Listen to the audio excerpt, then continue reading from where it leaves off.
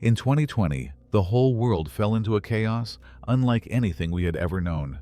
For me, it was a long stretch of anxiety and unemployment. I had been laid off from my retail job and needed money fast. Immediately. The only solution I could think of was to become an Uber driver.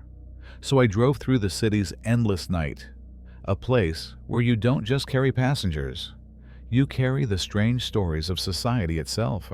Working nights behind the wheel. You meet every kind of person, the awkward encounters, the drunk riders, the meaningless small talk.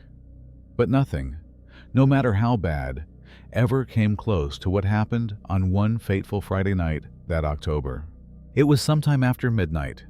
I had just dropped off a passenger at a hotel on the outskirts of the city. Where the streetlights began to thin out, my phone buzzed almost instantly with a new request. The pickup was only 6 minutes away, right in front of a bowling alley inside a small shopping center. A normal location. Nothing suspicious. The name on the app was Derek. I accepted the ride and started driving. When I arrived, the area was unnervingly quiet. A few dim parking lot lights flickered, no other cars in sight, and the bowling alley looked long closed. The cold October air seeped into my skin. There was only one man standing alone under one of those weak lights. He wore a gray hoodie and jeans, tall, maybe 6'2", hands in his pockets, head bowed as if staring at his shoes. That was the first thing that made me uneasy. Usually, passengers wave or make some gesture to flag you down, but Derek stood still like a statue. When I stopped, he slowly looked up at me, but didn't move. I rolled down the window and called out, "You Derek?" He nodded, his movements strangely slow. Then he walked over and got into the back seat, directly behind me. I tapped Start Trip on the app and asked to confirm the destination. Is the address on the app correct? About 20 minutes away, in a neighborhood I've never been to. "Yeah, that's right," he said softly, his voice flat and completely void of emotion. At that moment, I only thought he seemed a bit off. Not drunk, not high, just empty. I brushed it off, telling myself maybe he'd had a rough night. Still, something about him unsettled me. He carried no bags, no backpack, nothing, just that gray hoodie pulled up over most of his face. And somehow, that made him feel even more distant and more dangerous in the middle of the night. I started driving. The first 5 or 6 minutes passed in a heavy silence, thick enough to choke on. The only sounds in the car were the quiet hum of the engine and the soft whisper of the tires against the empty asphalt. Every now and then, I glanced at him through the rearview mirror, and each time I did, my chest tightened. He wasn't looking out the window. He wasn't on his phone like 99% of passengers. No, he was staring. His eyes were locked on the back of my neck. A steady, unblinking gaze cutting through the darkness of the car. I could feel its weight pressing against me, like a hand on my throat. That primal instinct, the one that tells you when you're being hunted, began to rise inside me. To break the suffocating silence, I tried to start a conversation, my voice trembling slightly. "How's your night going?" He stayed quiet for so long that I thought he wasn't going to answer. Then, finally, he said, "Just needed to get out of there." "Get out of where?" I asked, immediately regretting it. "Doesn't matter," he replied, his tone flat and mechanical. I didn't push further. I turned off the radio. The silence returned, heavier this time, sharper somehow. We drove for a while longer. About 15 minutes passed before I realized the GPS was taking us somewhere increasingly remote. It was a part of town I had never been to, not even in daylight. The streetlights had disappeared completely. In their place were wide, unlit yards and old trees stretching their limbs over the road like twisted arms. The unease in my chest had grown into something real, fear. Why would anyone want to come out here at this hour? As we neared the pinned address, he suddenly leaned forward, his voice close to my ear. Too close. Actually, pull into that driveway right there." He pointed to a house on the right.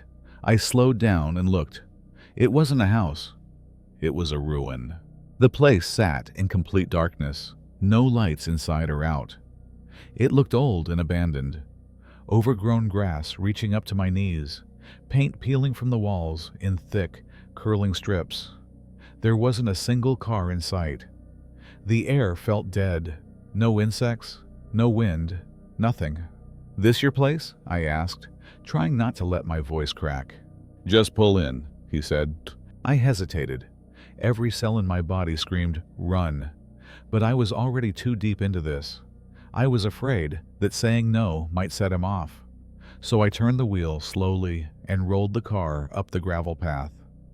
The crunch of the stones under the tires was the only sound in the world. I stopped near the front door, but kept the engine running and the gear in park. He didn't move. He didn't even reach for the handle. I glanced at him through the mirror. "Everything okay?" He didn't look at me. His eyes were fixed on the front door of that decaying house, like he was waiting for something. Then he spoke. 2 words that froze my blood. "Wait here." He opened the door and stepped out. But he didn't go to the front. He walked around the side of the house and vanished into the thick darkness, the kind of darkness my headlights couldn't touch. I sat there, my heart pounding so hard I could hear it in my ears. 2 minutes felt like 2 centuries. The night around me was thick and heavy, and the silence of that abandoned house pressed down on me. Technically, the ride was still active. I didn't want to drive off and risk a penalty, but deep down I knew I was in real danger. My instinct screamed that this guy wasn't just going inside to grab something. A chill crept down my spine. What was he doing in there? Did he have a weapon? Was he coming back? Finally, I couldn't take it anymore. Rules didn't matter now. I pulled out my phone, my hands trembling, and ended the ride myself. I marked it as completed and shifted the gear into reverse. But before I could release the brake, he appeared. I saw him in the rearview mirror, walking back toward the car, this time fast. Gone was the slow, empty movement from before. His hands were empty, but his face carried something new, a strange mix of anger and excitement, like a predator that had just lost its prey. Panic took over him. The doors were locked, but I didn't want this to turn into a violent confrontation. Not here, in the middle of nowhere. In one terrified, stupid decision, I hit the unlock button. The sound of that click felt like a gunshot inside the car. A voice inside me screamed, "Don't let him back in," but it was too late. He yanked the back door open, slid inside, and said, "Drive me somewhere else." "Somewhere else?" I stammered. "Just drive. I'll tell you where to go," he growled. I tried to stay calm. "You need to put it in the app. I can't go anywhere unless..." He didn't respond. He just stared at me through the mirror. This time, his eyes weren't empty. They were full of something sharp, threatening. I tried again, my voice shaking. "I can't take you anywhere unless you start a new trip." He stayed silent. Then, after several unbearable seconds, he said flatly, "Drive back to where you picked me up." I didn't argue. I just wanted to get out of that dead-end road, away from that rotting house. I threw the car into gear and sped off as fast as I could. The entire way back, the air inside the car felt thick, heavy, electric with tension. He didn't speak, but I could feel his eyes on me. Every hair on my arm stood up. He was studying me, calculating. I tried to diffuse it with small talk. A pathetic attempt. "Rough night, huh?" he said. "You could say that." "Everything okay?" he replied. "Not yet." I didn't say another word. When we finally reached the shopping center, I pulled up under the dim yellow light, the same spot where I'd picked him up. I turned slightly, ready to tell him the ride was over. But before I could speak, he leaned forward, close enough that I could feel his breath near my ear. "You ever wonder how you're gonna die?" I froze. My stomach dropped. I gave a weak, awkward laugh. Uh, I don't really think about that. He didn't laugh. He leaned back in silence, and after a few seconds he said, I think about it all the time. Then he opened the door. He didn't shut it right away.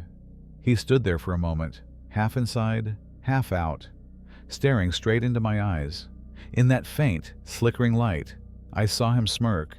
He said, Tonight, you picked up the wrong person. Then he slammed the door and walked off, fading into the darkness behind the bowling alley. I sat there frozen, too shaken to move.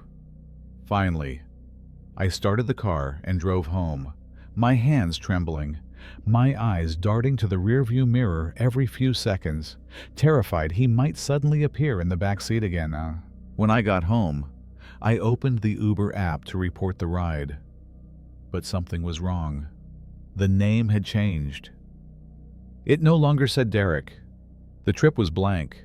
No name, no profile picture, no ride history. As if the trip had never existed. I contacted Uber support, but they said there was no data for that ride. They told me it could happen if a trip was canceled or if there had been an app error. But I know what I saw.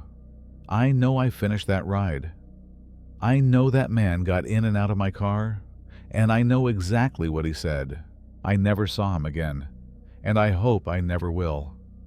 But every time I pick up a passenger in a dark parking lot, or someone sits silently in the back seat, I remember that night, the feeling that something terrible, something unimaginable, almost happened. Maybe he changed his mind at the last second, or maybe he was just looking for someone to scare. But I still wonder, what did he mean when he said, you picked up the wrong person? And did he ever find the right car?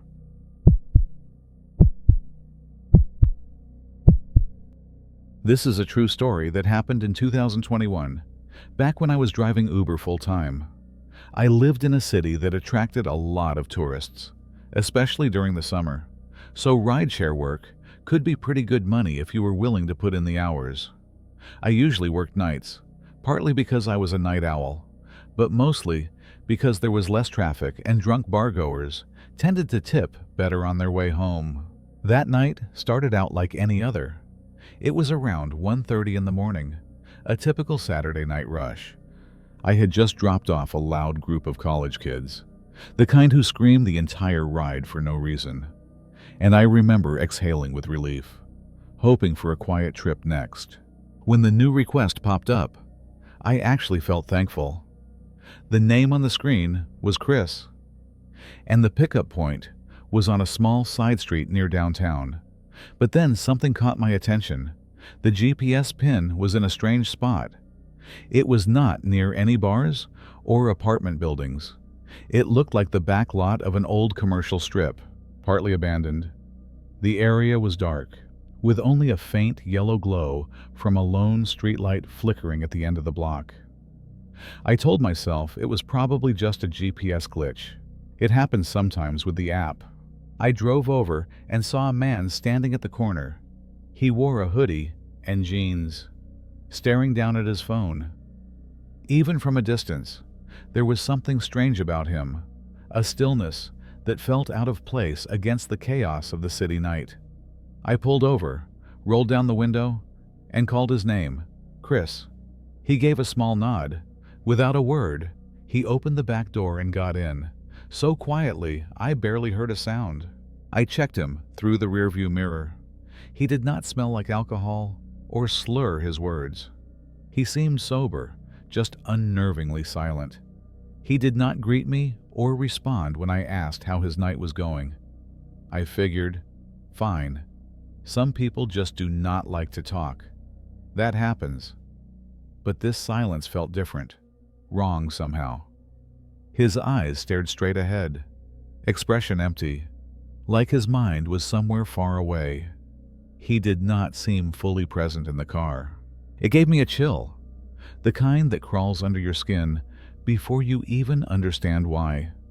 For a second, it felt like I had picked up a ghost, not a passenger. I instinctively checked the door locks, then started the ride. The drop-off was on the opposite side of the city, a 25-minute drive cutting through areas that slowly faded from city lights into the dim emptiness of the suburbs. It was a long road through darkness, and whatever unease Chris brought into my car was only getting stronger. I started driving. We left the neon lights of downtown behind and slipped onto the highway. The glow of the city faded, first dim, then gone. The destination was a suburban neighborhood about 25 minutes away, a place I might have been once or twice before.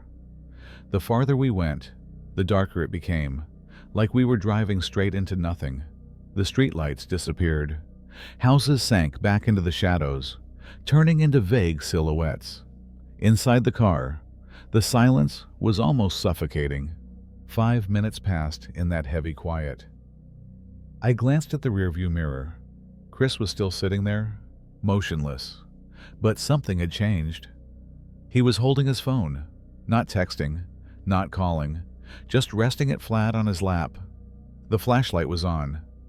That cold, white light spilled upward, hitting the ceiling of the car and the back of my neck. It cast strange, shifting shadows across the cabin. My blood ran cold. What was he doing? Checking for something? Or watching me? The light stayed aimed right at me, like an unblinking eye. I tried to keep my voice calm, maybe even a little joking, asking if everything was all right. The light made me squint. There was a long pause. Then he muttered a single word. "Yeah."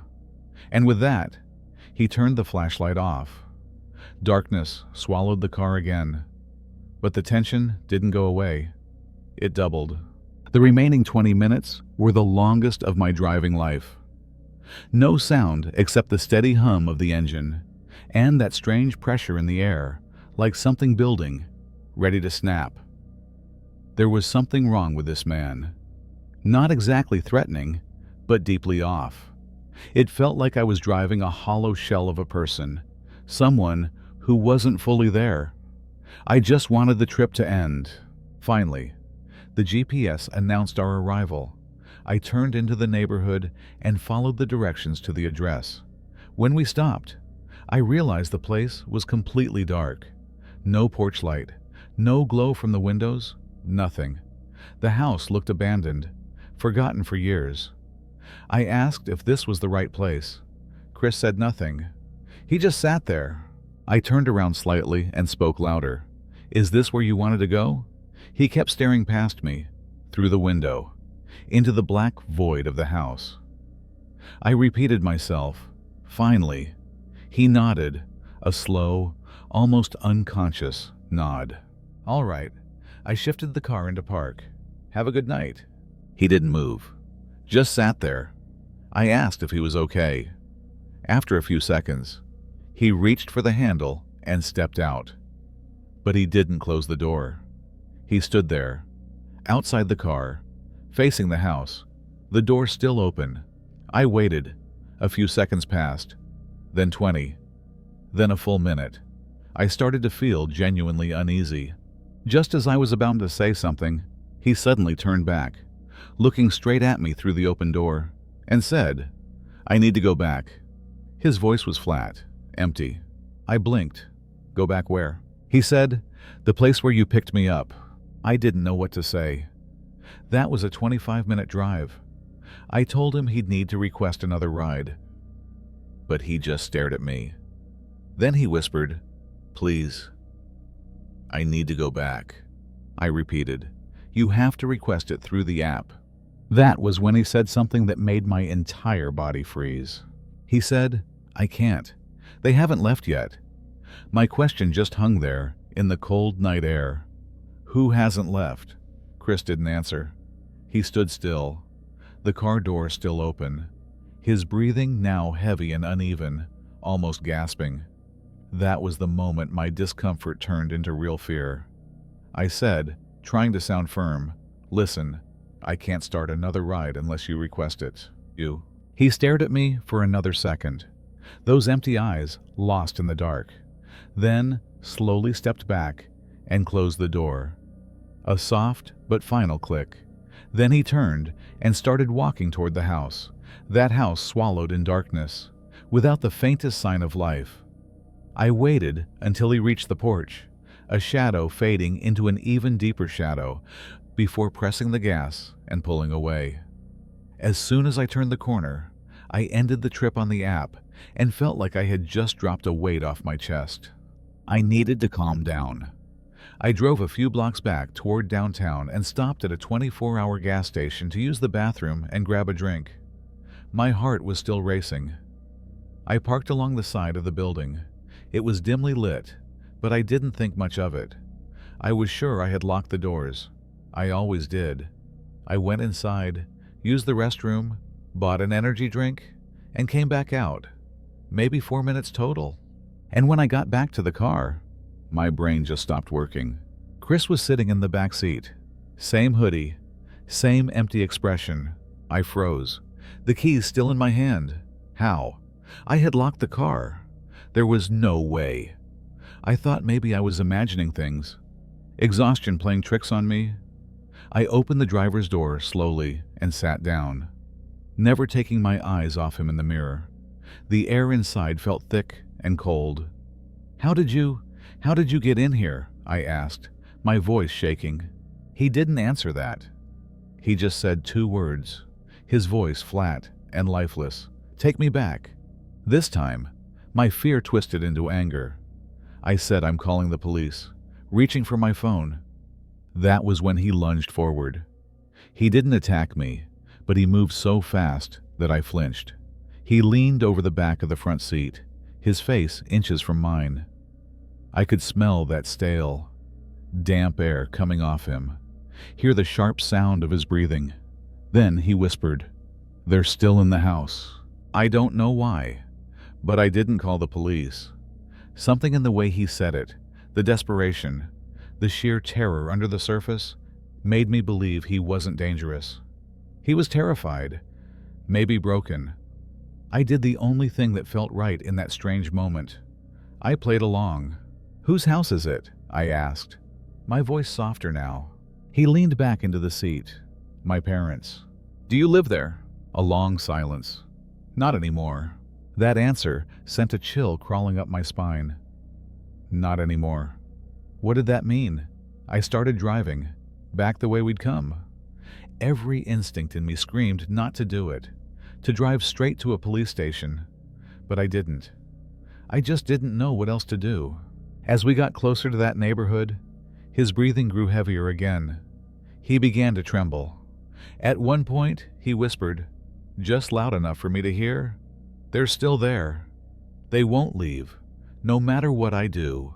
When we pulled up in front of the house, it was the same as before. Dark, silent, dead. He got out without a word and walked up to the front door. He didn't knock, didn't try to open it, just stood there, perfectly still, like a statue. I waited 30 seconds. Then I shifted gears, drove off, and made sure every door was double locked. I parked 3 blocks away under a bright streetlight and sat there for 10 minutes, trying to make sense of what had just happened. I thought about calling the police, but what would I even say? That a man got into my car twice and said strange things? Technically, no crime had been committed, so I just drove home. And I didn't sleep that night. The next day, I reported the ride to Uber, and honestly, I regret not calling the police. Maybe that man was mentally ill and needed help, or maybe he wasn't. Who knows if that house really belonged to his parents? And who were they? The ones who wouldn't leave?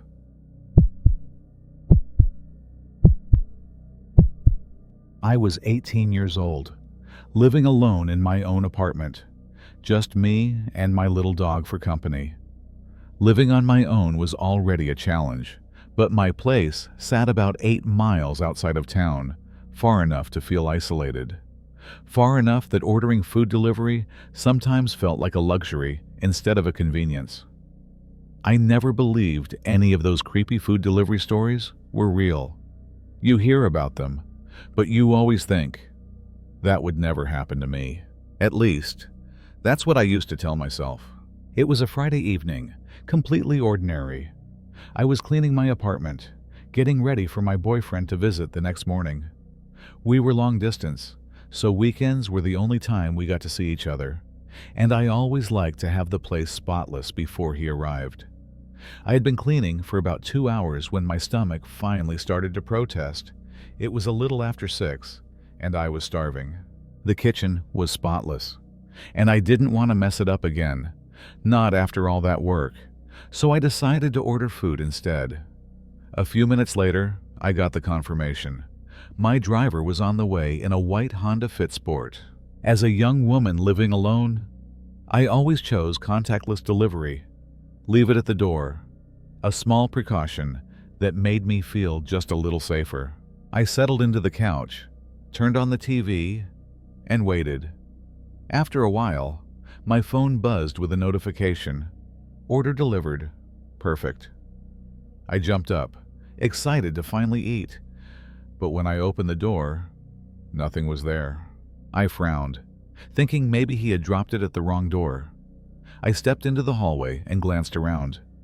Every apartment door on my floor was empty. No bag, no box, nothing. A small knot of unease tightened in my chest.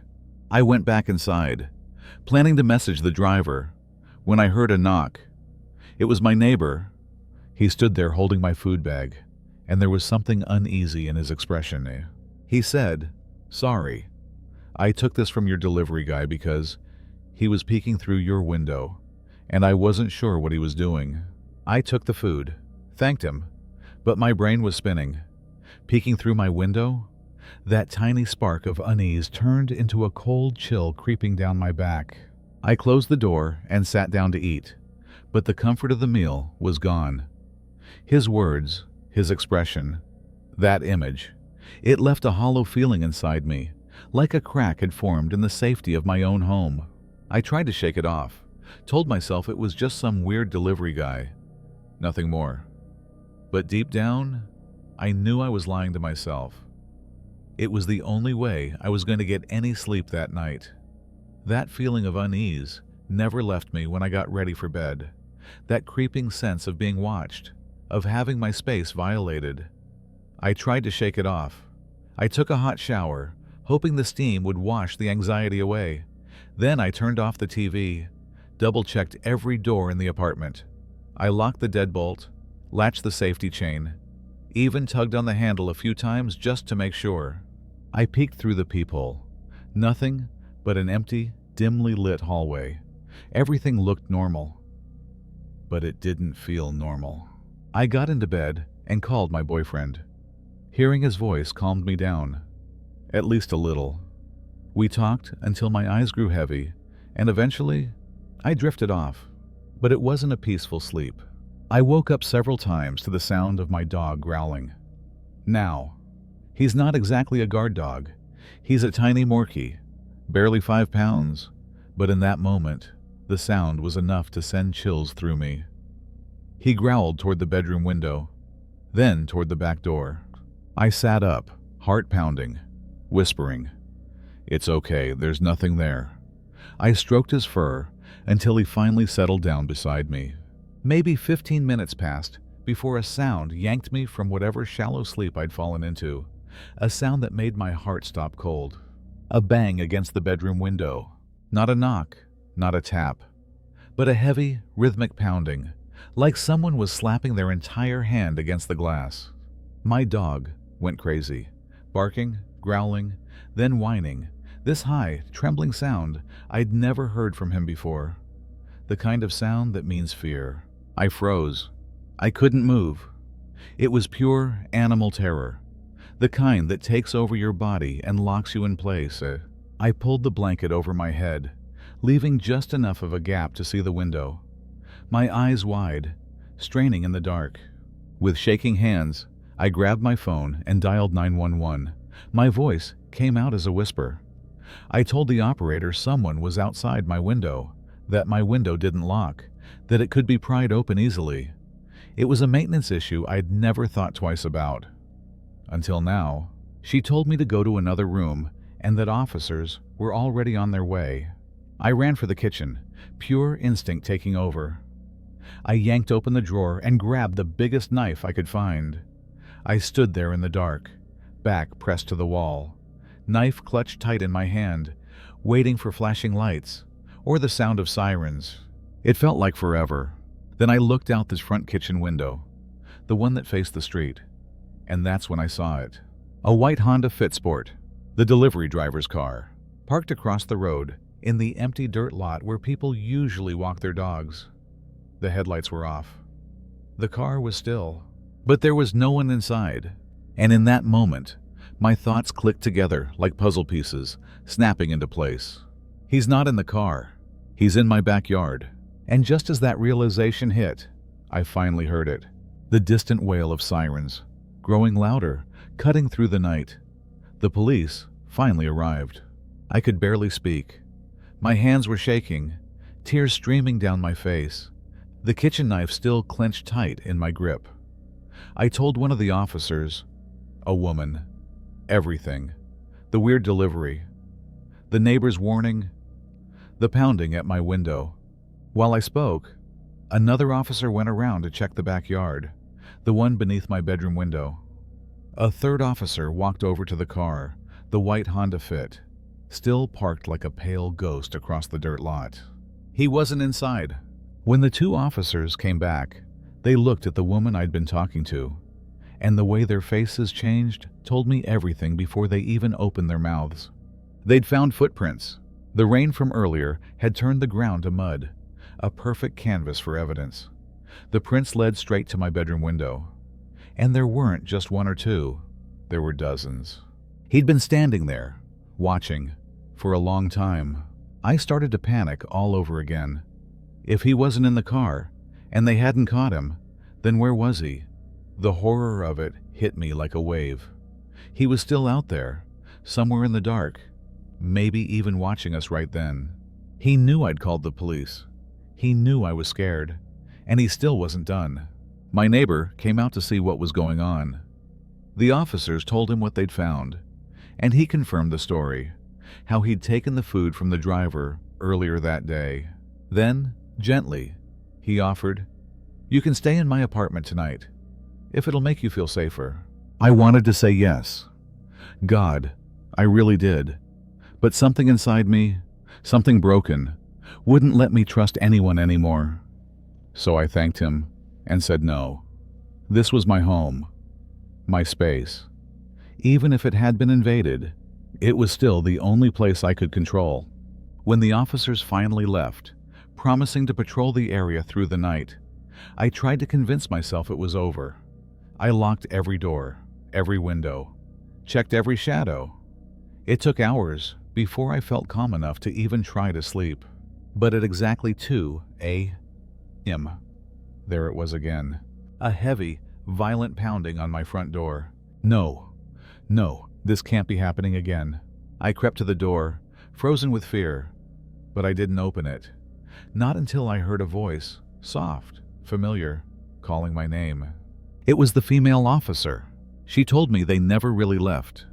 They had a feeling he might come back, so they stayed, hidden, watching. And he did come back. They caught him walking toward my front door, trying to find a way inside. He'd failed at the window. Now, he was going to try the lock. My stomach dropped as she said it. He hadn't run away at all. He was waiting. She told me they'd arrested him, that I didn't have to be afraid anymore. I thanked her, numbly. I don't even remember closing the door. I just remember standing there, in the dark, listening to the silence that came after. I tried to sleep again that night. I couldn't. And I've never used Uber Eats again when I'm home alone. Some lessons are learned in terror, and some nights never end.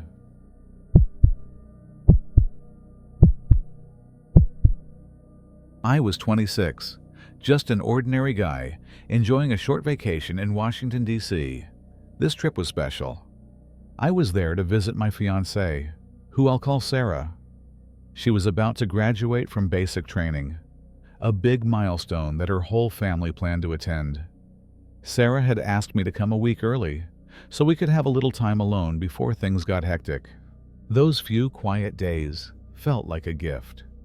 She stayed at the hotel with me, and one morning we decided to spend the day exploring the city, visiting all the famous landmarks the capital had to offer. I had never been to DC before, so the idea excited me. There was something awe-inspiring about standing among the great monuments of our nation's history. We spent about 4 hours walking, seeing the Lincoln Memorial, the Washington Monument, the Capitol Building, even the White House. It was everything I had imagined and more. I had missed my high school field trip years ago, so this felt like a second chance. Sarah seemed to enjoy my enthusiasm too, but after 4 hours, my body started to protest. The heat, the endless walking, it was all catching up to me. All I wanted was to go back to the hotel and collapse into bed. When we finally decided we'd seen enough, Sarah pulled out her phone to call a ride. We had used the same service earlier that morning and everything went smoothly, so we had no reason to doubt it now. While she made the request, I found a spot under a patch of shade and sat down, half asleep and drained. About 10 minutes later, a car pulled up right in front of us along the curb. It wasn't a legal parking spot, which made it obvious that it had stopped for us. Sarah waved, stood up, and walked toward it. It was an old gray minivan, nothing unusual, just worn and forgettable. She opened the back door, leaned in, and asked the man behind the wheel if it was the ride for Sarah. He gave a single slow nod. No smile, no word. I followed her in, climbed into the back seat, and pulled the door shut behind me. I still remember the sound it made, that dull, metallic click, the sound of a trap closing. Looking back now, I realize how careless we were. We never checked the name of the driver or the license plate to see if it matched the app. I hadn't booked the ride myself, and I was too tired to think straight. Fatigue and blind trust, a dangerous mix. And that's how we willingly stepped into a stranger's car, in one of the biggest cities in America, without a second thought. Once we settled into the back seat of that gray minivan, the first thing that hit me wasn't the smell, it was the silence. A heavy, suffocating kind of silence. The driver didn't say a single word to us. That struck me as strange. Every driver I'd ever had at least greeted me or confirmed my name. But this man, nothing. Just that small nod when Sarah asked if he was our ride. And now, he was driving without so much as a glance in our directions. The car rolled forward, melting into the afternoon traffic. I noticed the weirdness, sure, but exhaustion was winning. I didn't feel like trying to make small talk with someone who clearly wasn't in the mood. So I leaned back, closed my eyes, and within seconds, I was drifting toward sleep. It couldn't have been more than 5 minutes before I felt a light tap on my arm. I opened my eyes. It was Sarah. She didn't say a word, but the look on her face told me everything. Her expression was tight, her eyes wide, filled with alarm. I straightened up, heart starting to pound. Then she held out her phone. The Uber app was still open, the map glowing faintly in her hand, showing the route to our hotel. It took me maybe 2 seconds to understand what she was trying to show me. The road we were on wasn't the road on the screen. In fact, we were heading in the complete opposite direction. My drowsiness vanished instantly. A jolt of cold fear ran straight down my spine. I looked at Sarah. Her face had gone pale, like the color drained right out of her. Then another notification flashed across her phone screen. It was a message from the real Uber driver. "Your ride has arrived. Where are you?" My stomach dropped. I'll never forget that feeling. That sickening realization that we had made a huge, possibly slightly mistake. We hadn't just taken the wrong car.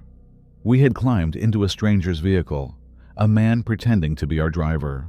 Sarah's fingers trembled as she opened the app again. The photo of the real driver popped up, a middle-aged man with glasses and a beard. The man behind the wheel of this van looked nothing like him. We had been tricked. Slowly, I lifted my eyes to the rearview mirror. The man's gaze didn't meet mine. but his knuckles tightened on the steering wheel. I didn't say anything. I didn't dare. I didn't know who he was or what he wanted, and honestly, I didn't want to find out. All I knew was one thing. I needed to get Sarah and myself out of that car. The air inside the car had turned thick with fear. I could hear Sarah's breathing beside me, short, trembling gasps that bordered on sobs. I knew I had to act, but I had to do it carefully. I leaned forward, forcing my voice to sound calm, praying I could get us out of this without letting the man realize what we knew. "Sorry," I said. "We changed our minds. Could you let us out here?"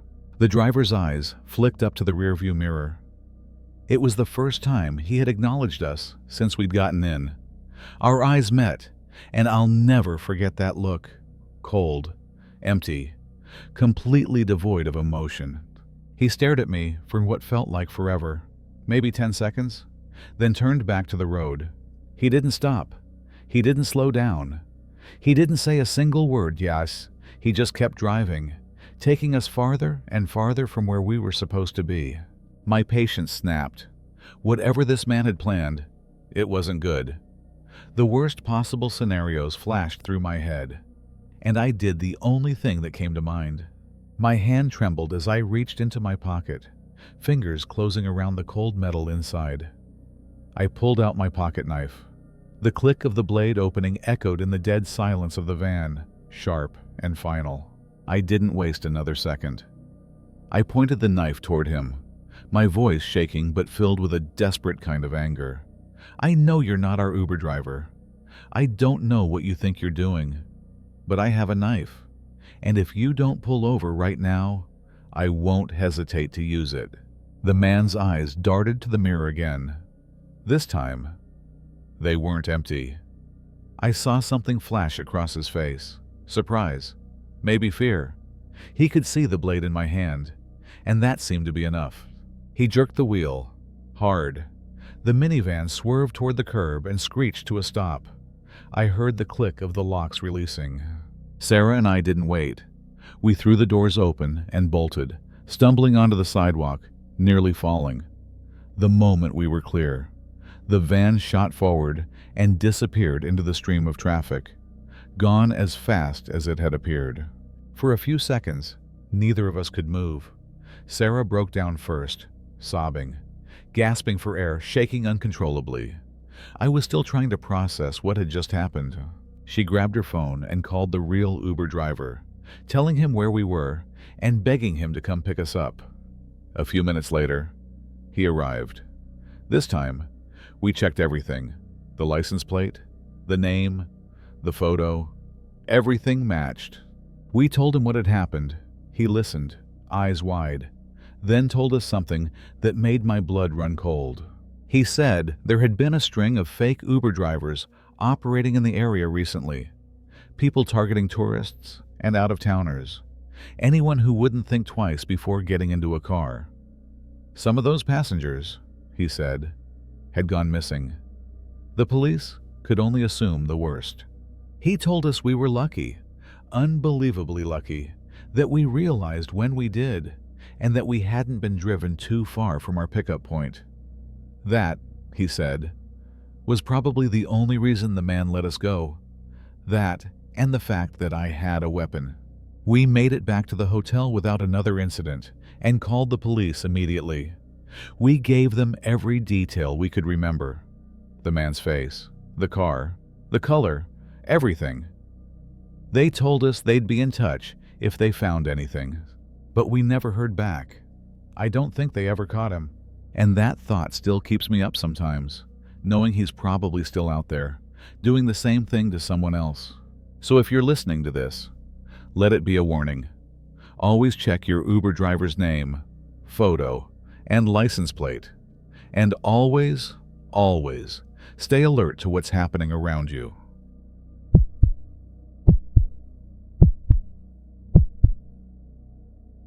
This story happened 4 years ago, when I was 18 and a college student. Where I lived, May meant finals month, a time of stress, exhaustion, and mental fog. I had just finished another long night buried in textbooks at the campus library, staying until closing time. During final season, the library stayed open an extra hour, closing at 11 instead of 10, because everyone was cramming for exams. I had to call an Uber to get back to the apartment I rented off campus. My study partner had left hours earlier, and I didn't bring my car that day. So there I was, standing alone in the empty parking lot outside the library at 11:15 at night. The air was cool and still. The silence pressed down around me, broken only by the faint sound of wind whispering through the trees. Then I saw headlights. A gray Toyota Camry rolled up to the curb. The driver's name was Adam. He greeted me casually. Nothing out of the ordinary, and I slid into the back seat, diagonally behind him. He looked to be somewhere in his 40s. The first 5 minutes of the ride passed in silence. Only the soft hum of the engine and the dim blur of streetlights slipping by the window. Then the quiet started to feel heavy, uncomfortable. He finally spoke. He asked if I was a student, a pointless question, considering he had just picked me up from a college library. Then he asked how my studies were going, and then how old I was. I didn't like that question. A cold unease crept down my spine. I lied, telling him I was 23 instead of 18. That was when I noticed he kept watching me in the rearview mirror as he talked. And when he finished his sentence, he gave this small, crooked grin, strange and unsettling. It wasn't friendly. It was the kind of smile that makes you shrink into yourself, huh? His questions started to drift into personal territory, too personal for someone whose only connection to me was being my driver. For the next 10 or 15 minutes, he kept asking about my love life at school. Every alarm bell in my head was screaming. The car was no longer a ride home. It had become a cage. I wanted to ignore his question, to just put my headphones in and disappear. But some kind of paralyzing fear held me still, the fear of making him angry in this small, confined space. So I just muttered that it was fine. I should have lied. I should have said I had a big, strong boyfriend waiting for me at home.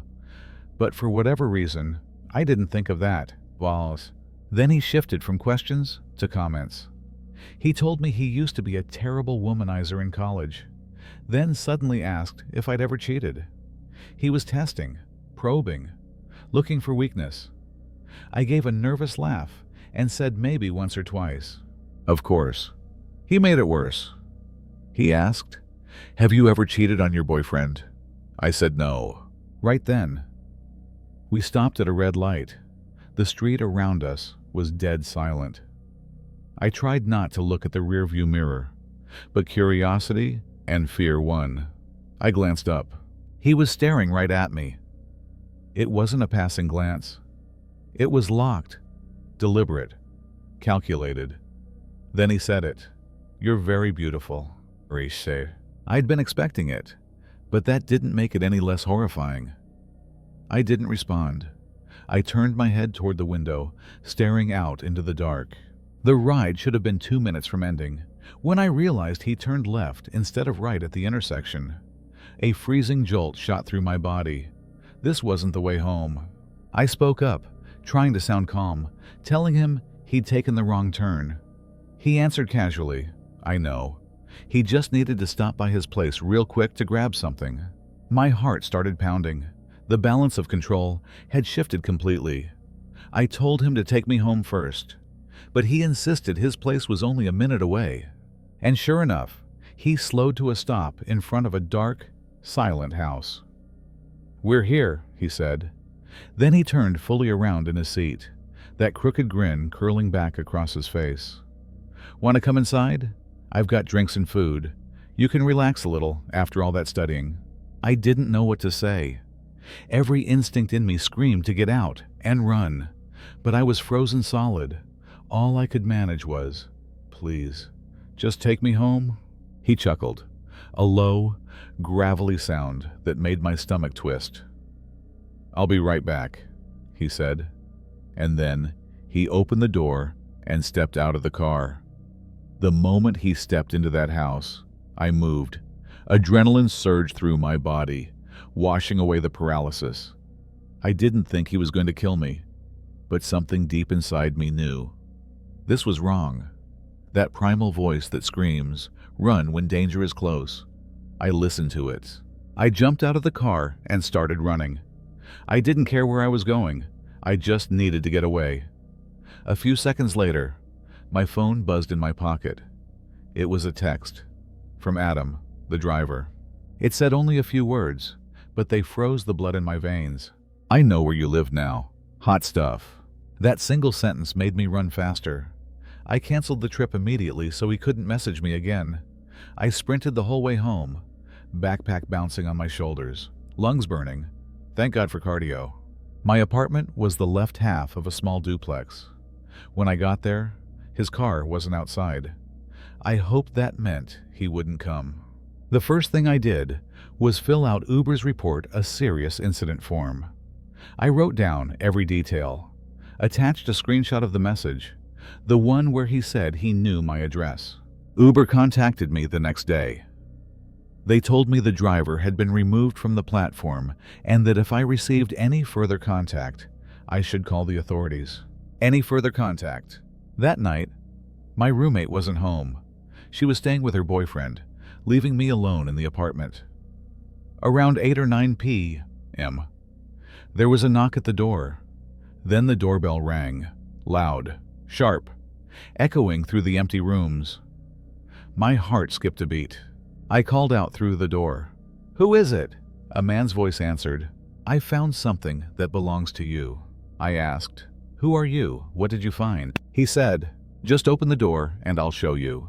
That voice, I knew it. I knew it instantly. And it made my stomach twist in on itself. I peeked through the narrow window beside the door, and I saw him. Adam, the Uber driver. He was hiding against the wall next to the door, just out of view from the peephole, like he'd done this before. And he was holding something in his hand. I couldn't see what it was, and I didn't care. I grabbed my phone and called 911. I didn't even try to explain. I just begged them to send someone now. By the time the police pulled up in front of the duplex, the knocking had stopped. He was gone. At least, gone from the porch. I told myself he must have seen the flashing lights and driven off, because he never came back after that. There were reports, interviews, follow-ups, but without evidence that it was Adam at the door. I couldn't press charges. The semester ended. My lease was up. I moved back home for the summer, and I made sure to leave nothing behind that could lead him to me. At least, I don't think I did.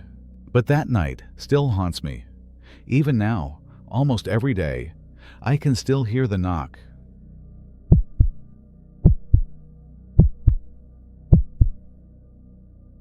I used to drive for Uber as a side job, mostly late nights, around the time the bars closed. Over the years, I'd met my fair share of strange passengers, but none of them came close to the man I picked up that one Saturday night, around 3 in the morning. I'd been driving for a few hours, exhaustion starting to creep in, when a new ride request popped up. The pickup location was on the other side of town, a quiet intersection in a part of the city I usually avoided. It was one of those neighborhoods that never felt right. Dim lights, empty streets. The kind of place where even the air seemed to watch you. But I figured, one more trip before heading home. Easy money. He got into the car without a word. An African-American man, mid-20s, long braided hair. I caught a glimpse of a small, dark tattoo on his neck. But what really struck me were his eyes. They were empty, cold in a way that didn't read as tired or drunk. It was the kind of silence that feels charged, like something waiting to snap. I tried to keep things casual, asked him how his night had been. He just grunted, not the kind of grunt you get from someone half asleep, but the low, animal kind, like a warning growl. I double-checked the destination he'd entered. Looked like a single house somewhere off the main road, and he muttered one word. "Yeah." Barely a minute into the drive, He changed. He suddenly started shouting, accusing me of taking the wrong route, of trying to scam him by driving the long way around. His voice was sharp, hard, and cold. No slur, no stumble. It wasn't drunken anger. It was control. I quickly assured him I was following the exact route the Uber app gave me. After a long, tense silence, he stopped yelling. I let out a quiet breath, thinking, just another drunk guy. But I was wrong. That tension, that silence, wasn't over. It was the calm before the storm. And what he said next made the blood in my veins turn to ice. Barely 10 seconds after he had calmed down, the air inside the car grew even heavier. I glanced at him through the rearview mirror. He was staring into nothing, yet somehow I knew he was watching every small movement I made. Then he spoke, his voice calm in a way that made my skin crawl. You ever think about how lucky you are? My heart skipped a beat. I stammered softly. What do you mean? He turned his head slightly, those empty eyes locking on mine through the mirror. I mean, how much do you really value your life? Kid, nobody truly appreciates what they have. It was not a philosophical question. It was a threat, a quiet and deliberate test wrapped in contempt. My chest tightened. Every instinct in me screamed that this was not about money. This man was not looking for a simple robbery. I forced my voice to stay calm, even as my hands trembled on the steering wheel. I do, I said. I value my life and my kids every single day. I added the part about my kids on purpose, hoping to awaken even a trace of humanity in him, anything that could pull him out of whatever darkness he was sinking into. He went silent, a long and suffocating silence. Then he started mumbling to himself, words too low for me to understand. I could not tell whether he was talking to me or to someone only he could see. I asked carefully, "What did you just say?" He snapped back. "Nothing, you idiot, just drive me where I need to go." The fear inside me shifted into a quiet panic. I blurted out, "So where exactly are we going?" He replied, "I just gotta take care of some unfinished business." Unfinished business. Those two words echoed inside the small car. I had no idea what he meant, but one thing was certain. I did not want to know, and I did not want to keep driving any farther with him in my back seat. We turned onto a street in a poor and forgotten part of town, the kind of place where every streetlight seemed to have died long ago. This was not an area I ever went to, even during the day. The houses stood silent and dark, the air thick with a kind of quiet despair. My GPS told me to stop at a corner, right in front of a house that looked almost abandoned. The man in the back spoke, "You can wait for me here." Right. I froze for a second, confused. A cold rush went down my spine. "Wait for him?" I asked. "You need to go somewhere else after this," he said, still in that flat and chilling voice. "Yeah, just real quick. I just got to take care of some unfinished business." It was the second time he said those words, unfinished business, and this time they carried a weight that made the air feel heavier. I did not want to drive this man anywhere else. I had a sick feeling that whatever he was about to do inside that house would not be good. I did not want to be the driver who waited outside while something terrible happened. But I also could not say no. I was afraid he might pull a gun or a knife if I refused. So I lied. "Yeah, I will wait right here." I had no intention of waiting. The trip was already marked as complete on my app. He slammed the door shut and stepped out. I watched him closely. He didn't go to the front door. Instead, he walked around the side of the house, disappearing into the backyard, swallowed by darkness, and my heart was pounding so hard I could feel it in my throat. I stayed still for maybe 20 seconds, just long enough for him to be out of sight. Then I shifted into drive and rolled forward as quietly as I could. When I reached the corner, I hit the gas and never looked back. I decided to end my shift right there. I was done for the night. The next day, I saw something on the local news that changed a part of me forever. 2 people had been shot and killed inside a home, in the same town where I had dropped that man off. As the story played, they showed a picture of the suspect. It was him, the man I had driven. Every detail matched: the braided hair, the small tattoo on his neck. He had been arrested while trying to flee the scene after neighbors called 911 when they heard gunshots. Police said the shooting was likely gang-related. I have blamed myself ever since, at least a little. I was the one who drove the man who meant to kill. People tell me that if it had not been me, it would have been another driver. Maybe they are right, but I still cannot stop thinking about the red flags, the anger, the threats, the way he kept saying unfinished business. I saw them all, and I still did nothing but save myself.